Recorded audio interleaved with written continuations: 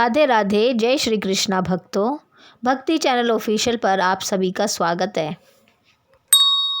कार्तिक मास भगवान विष्णु का सबसे प्रिय महीना है। इस महीने में देवउठनी एकादशी का व्रत का विशेष महत्व है। इस दिन भगवान विष्णु की विशेष पूजा की जाती है और व्रत कथा का पाठ किया जाता है। देवउठनी एकादशी के दिन से सभी मांगलिक कार्य पुनः शुरू हो जाते हैं। हिंदू शास्त्रों में भी इस दिन को बहुत ही महत्वपूर्ण बताया गया है। इस दिन भगवान विष्णु की विशेष पूजा के साथ साथ व्रत कथा का भी पाठ किया जाता है। आइए जानते हैं देवउठनी एकादशी व्रत कथा, जिसका पाठ करने से यह व्रत सफल हो जाता है। पौराणिक काल में एक राजा के राज्य में सभी लोग एकादशी व्रत करते थे।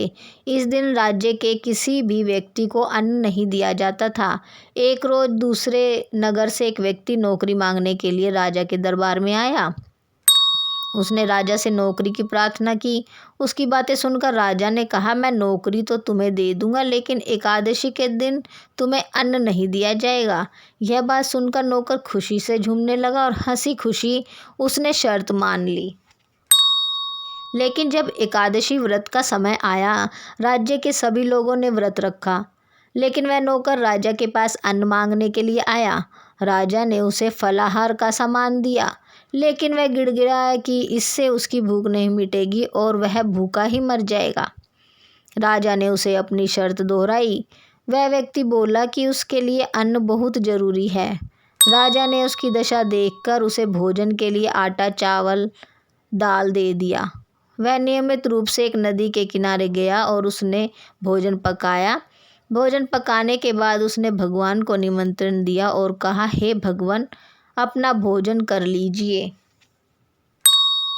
भक्त की पुकार सुन प्रकट हुए भगवान।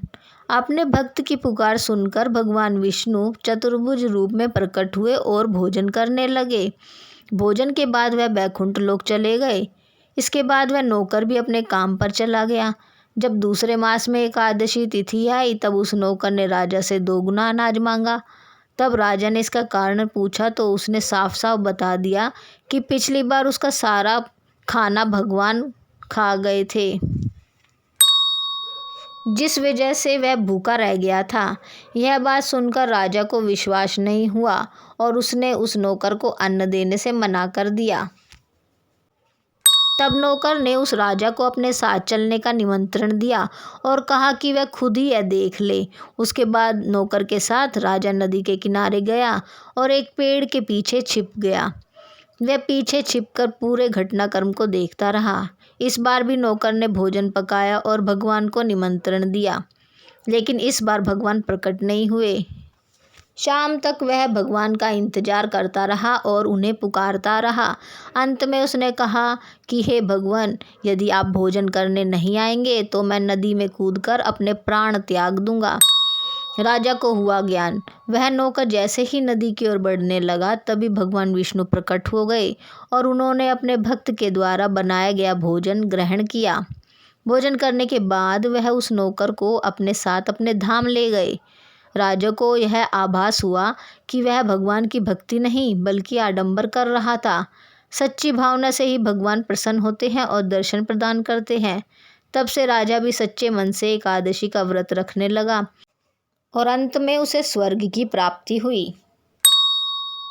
इसी के साथ हम आज की वीडियो को यहीं समाप्त करते हैं। उम्मीद है आपको हमारी आज की वीडियो पसंद आई होगी। वीडियो पसंद आई तो वीडियो को लाइक और शेयर कीजिए, और यदि अभी तक आपने हमारे चैनल को सब्सक्राइब नहीं किया है तो चैनल को सब्सक्राइब कर दीजिए और बेल बटन को प्रेस कीजिए ताकि आने वाली सभी अगली वीडियो की जानकारी आपको मिल सके। Thank you for watching. Radhe Radhe. जय श्री कृष्णा।